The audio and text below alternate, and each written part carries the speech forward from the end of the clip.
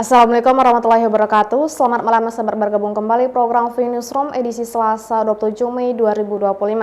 Itulah saja V-Newsroom selengkapnya bersama saya Lisa Ratnatanya.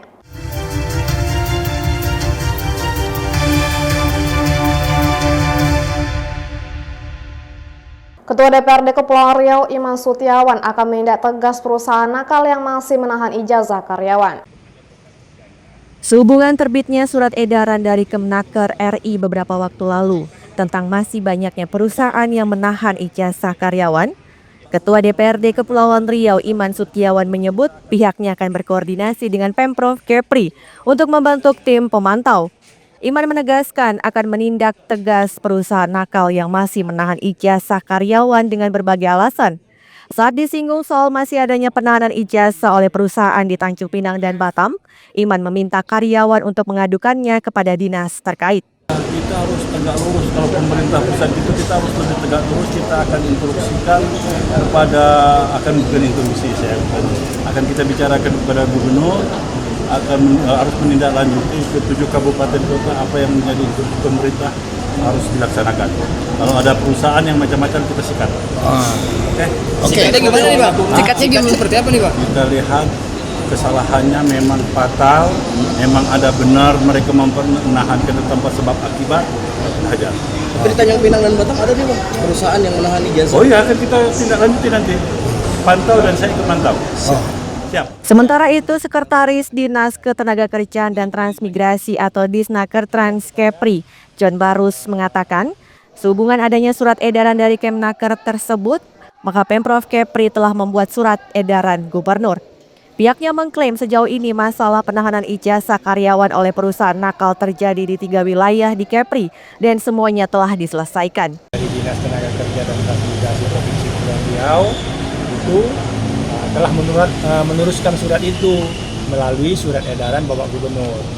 Jadi Bapak Gubernur sudah tanda tangan surat itu, menghimbau kepada Bupati Wali Kota dan seluruh perusahaan ya yang ada di dalam naungan Apindo itu menindaklanjutinya. Kami Dinas Tenaga Kerja juga sudah menyelesaikan beberapa permasalahan penanganan ijazah yang ada di Batam, Karimun, itu beberapa kita sudah selesaikan. Untuk diketahui, Kementerian Ketenagakerjaan atau Kemenaker RI telah secara resmi melarang praktik penahanan ijazah oleh perusahaan. Larangan ini tertuang dalam Surat Edaran Menteri Ketenagakerjaan nomor M/5/HK.04.00/5 Romawi /2025 yang diterbitkan pada 20 Mei 2025. Lucia Retnosari dari Tanjung Pinang melaporkan. Sebanyak 40.741 nelayan petani Kepulauan Riau mendapat jaminan sosial ketenagakerjaan secara gratis.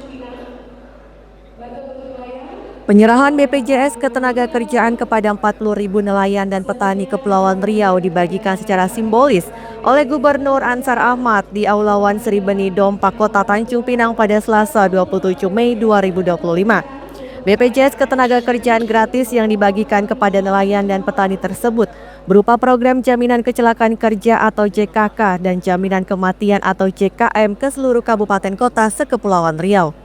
Gubernur Kepulauan Riau Ansar Ahmad mengatakan, pemberian jaminan sosial ketenagakerjaan gratis ini merupakan program lanjutan yang sudah ketiga kalinya dijalankan melalui APBD Kepri.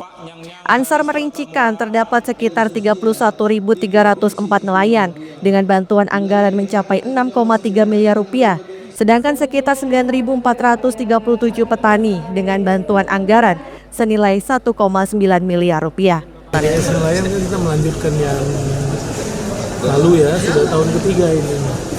Jadi jumlahnya ada 31.000 lebih. Kita lebih dari 6 miliar udah kita ambil.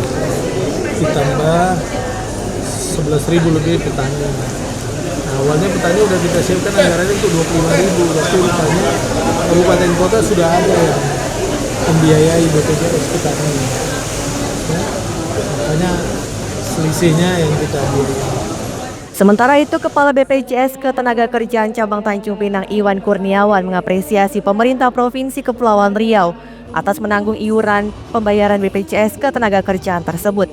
Dia menyebut jaminan sosial tenaga kerja itu merupakan program yang penting guna menjamin para nelayan dan petani yang pekerjaannya penuh dengan resiko. Bantuan yang kita berikan untuk nelayan ada dua kategori nelayan dan petani yang dibiayai oleh APBD provinsi ya. Jadi alhamdulillah jumlahnya petani kurang lebih 9.300 sekian dan nelayan kurang lebih 31.000 untuk tahun ini. Alhamdulillah sudah dianggarkan dan tinggal lagi ini sudah hari ini launching. Ini salah satu bentuk perhatian pemerintah. Salah satu perhatian Pak Gubernur kepada masyarakat Kepulauan Riau. Jadi nelayan petani ini tidak hanya di Tanjung Pinang, nelayan yang di Anambas, Lingga, Natuna, petani yang ada di Lingga, Anambas dan lain-lain itu diberikan perhatian oleh Pak Gub melalui sumber dana APBD provinsi. Tidak hanya memberikan BPJS Ketenagakerjaan gratis bagi nelayan dan petani, pemerintah Provinsi Kepri turut membagikan santunan senilai 42 juta rupiah kepada nelayan yang meninggal di rumah atau di rumah sakit. Lucia Ratnosari dari Tanjung Pinang melaporkan.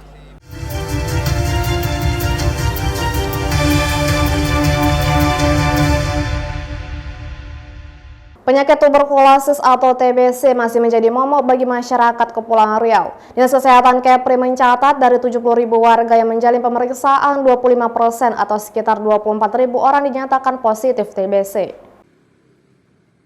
Dinas Kesehatan Kepulauan Riau mencatat dari 70.000 pasien yang terindikasi tuberkulosis atau TBC, sebanyak 35% atau 24.000 jiwa yang terjangkit penyakit tersebut. Kepala Dinas Kesehatan Kepulauan Riau Muhammad Bisri mengatakan, setiap kabupaten kota diberikan target untuk melakukan screening dan pemeriksaan terhadap masyarakat yang memiliki gejala TBC. Bisri menyebut penyakit TBC merupakan penyakit menular yang menyerang paru-paru. Penyakit ini lebih banyak menyerang masyarakat yang sudah berusia lanjut. Ia menegaskan bahwa TBC bisa berakibatkan fatal jika tidak segera ditangani. Meski begitu, angka kematian akibat TBC di Kepri masih tergolong rendah. Di screening itu menjadi ada targetnya setiap kabupaten, ada SDM-nya. Kita sudah tercapai target memeriksa orang terindikasi TBC. Nah, kemudian dari hasil pemeriksaan itu kan di tes diperiksa darahnya. Tidak semuanya positif. Yang positif itu kita itu baru ketemu 35%. Dari berapa banyak diperiksa? Dari yang diperiksa kan 70.000 lebih. Nah, kemudian dari penemuan yang positif ini kemudian diobati. Semua. Nah, tapi kan nasional pingin apa dari yang diperiksa itu ketemu 70%, kan? Nah, kita belum pernah ketemu. Bisa jadi alasannya karena mungkin sampelnya pengambilannya salah, pertama. Yang kedua bisa jadi ya memang tidak banyak orang terkena TBC di Kepri ini. Untuk diketahui, Dinas Kesehatan telah menyediakan pengobatan TBC secara gratis di rumah sakit dan puskesmas. Masyarakat diimbau untuk selalu menjaga kesehatan dan tidak ragu untuk memeriksakan diri ke dokter jika merasa kurang sehat. Lucia Ratnosari dari Tanjung Pinang melaporkan. Pemerintah Provinsi Kepulauan Riau menggelar musyawarah rencana pembangunan atau Musrenbang dalam rangka penyusunan rencana kerja perangkat daerah atau RKPD tahun 2026. Kegiatan Musrenbang penyusunan rencana kerja perangkat daerah atau RKPD berlangsung di Aula Wan Sri Beni Kantor Gubernur Kepri Dompak pada Selasa 27 Mei 2025. Musrenbang RKPD ini merupakan forum strategis untuk merumuskan arah kebijakan dan prioritas pembangunan daerah khususnya di wilayah Kepulauan Riau.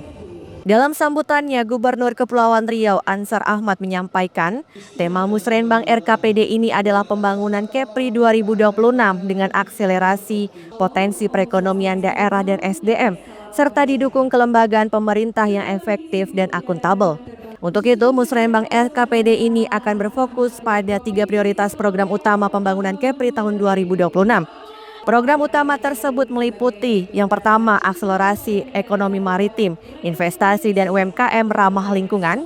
Kedua, peningkatan konektivitas antar wilayah, infrastruktur dan ketahanan bencana.